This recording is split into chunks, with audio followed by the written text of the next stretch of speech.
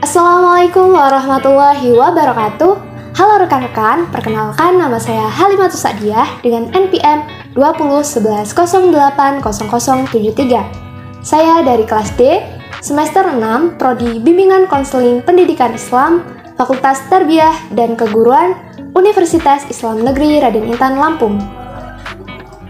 Dalam video ini, saya akan menjelaskan terkait RPL atau Rencana Pelaksanaan Layanan yang telah saya buat untuk memenuhi tugas mata kuliah praktik micro teaching yang diampu oleh Bunda Raiska Primanisa MPD.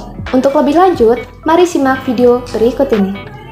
Baik rekan-rekan, di sini saya akan menjelaskan tentang Rencana Pelaksanaan Layanan atau RPL. Di sini saya menggunakan bimbingan klasikal untuk semester ganjil, dan untuk komponennya saya menggunakan layanan dasar. Bidang layanannya menggunakan bidang layanan belajar.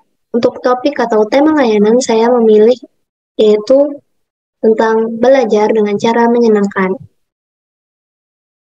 Fungsi dari layanannya sendiri yaitu sebagai pemahaman peserta didik, karena layanan klasikal dilaksanakan secara bersama-sama.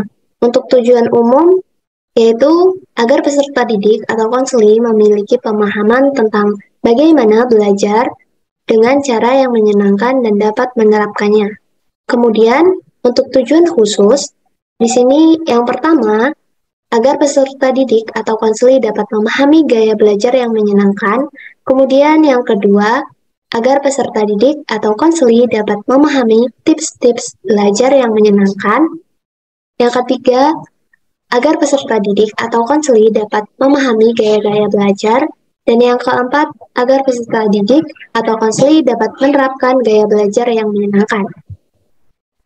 Untuk sasaran layanan bimbingan klasikal ini, yaitu untuk siswa kelas 11, dan materi layanannya yang pertama ada ciri gaya belajar, kemudian yang kedua ada tips-tips belajar yang menyenangkan, dan yang ketiga ada macam-macam gaya belajar. Untuk waktu pertemuannya yaitu 1 kali pertemuan selama 40 menit. Untuk sumber materinya bisa di-download dari 2 link ini. Kemudian untuk media atau teknik, saya menggunakan media atau teknik ceramah, curah pendapat, dan tanya jawab. Jadi selain saya memberikan materi, peserta didik juga dapat mengungkapkan apa yang menjadi pengalaman mereka ketika mereka kesulitan belajar, dan setelah itu kita ada sesi diskusi atau tanya jawab. Untuk media atau alatnya sendiri, di sini saya menggunakan LCD atau PowerPoint untuk menampilkan PPT, kemudian ada papan tulis untuk menuliskan poin-poin dari peserta didik yang memberikan curahan pendapat atau saran. Kemudian ada spidol untuk menulis dan pena dan buku untuk mengarahkan mereka untuk menarik kesimpulan dari materi yang telah disampaikan. Untuk pelaksanaan sendiri ada 3 tahap. Yang pertama ada tahap awal atau pendahuluan, kemudian tahap inti, dan yang ketiga ada tahap penutup. Untuk uraian kegiatannya sendiri, pada tahap awal, yang pertama dilakukan adalah membuka dengan salam dan berdoa. Kemudian yang kedua, membina hubungan baik dengan peserta didik, bisa dengan menanyakan kabar, atau menanyakan pelajaran apa sebelumnya, kemudian dilanjutkan dengan ice breaking. Yang ketiga yaitu menyampaikan tujuan layanan materi bimbingan dan konseling. Jadi setelah kita melakukan pendekatan, kita sebagai guru BK harus menyampaikan apa sih tujuan layanan dari materi yang akan kita sampaikan. Kemudian yang keempat, menanyakan kesiapan kepada peserta didik dengan cara misalnya, halo anak-anak, udah siap untuk belajar? Kalau mereka sudah bilang, siap Bu, nah baru bisa kita mulai.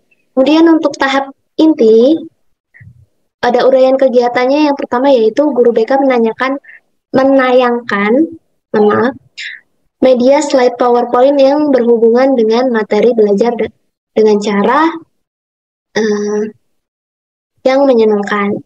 Jadi guru BK harus membuat slide PowerPoint terlebih dahulu dan menayangkannya pada saat pembelajaran berlangsung. Yang kedua, peserta didik mengamati slide PowerPoint yang berhubungan dengan materi layanan. Yang ketiga, guru BK mengajak peserta didik untuk curah pendapat dan tanya jawab. Yang keempat, guru BK membagi kelas menjadi 6 kelompok. Satu kelompok terdiri dari 5 sampai 6 orang. Pembagian kelompok ini dilakukan ketika guru BK telah selesai menayangkan slide PowerPoint. Yang kelima, guru BK memberikan tugas kepada masing-masing kelompok. Yang keenam, peserta didik mendiskusikan dengan kelompok masing-masing. Nah, tugas ini disesuaikan dengan materi layanan yang telah disampaikan. Lalu yang terakhir, yaitu setiap kelompok mempresentasikan tugasnya, kemudian kelompok lain menanggapinya, dan seterusnya bergantian sampai selesai. Untuk tahap ketiga, yaitu tahap penutup. Yang pertama, uraian kegiatannya, guru BK mengajak peserta didik membuat kesimpulan terkait materi layanan.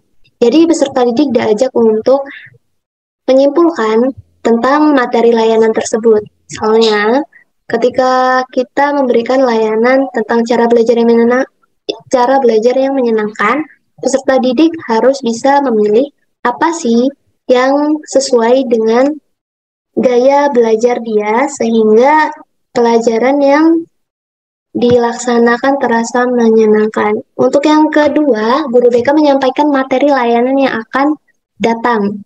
Kemudian yang ketiga, guru BK mengakhiri kegiatan dengan berdoa dan salam.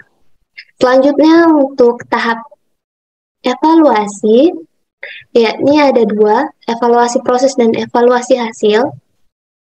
Untuk evaluasi proses sendiri, uraian kegiatannya, guru BK atau konselor melakukan evaluasi dengan memperhatikan beberapa proses yang terjadi. Yang pertama, melakukan refleksi hasil setiap peserta didik. Kemudian yang kedua, sikap atau antusias peserta didik dalam mengikuti kegiatan.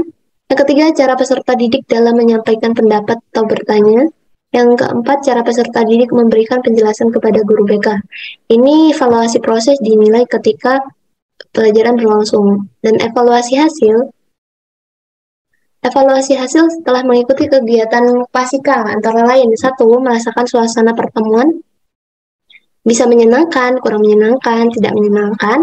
Kemudian yang kedua, topik yang dibahas, ada sangat penting, kurang penting, atau tidak penting. Yang ketiga, cara guru, bimbingan, dan konseling atau konselor menyampaikan mudah dipahami atau tidak mudah dipahami, atau bahkan sulit dipahami.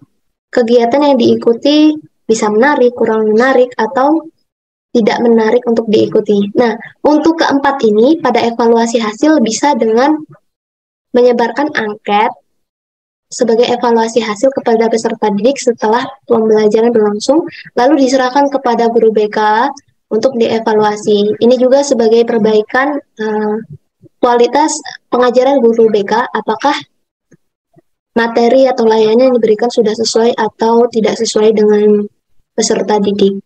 Baik, mungkin itu saja penjelasan dari RPL yang telah saya buat.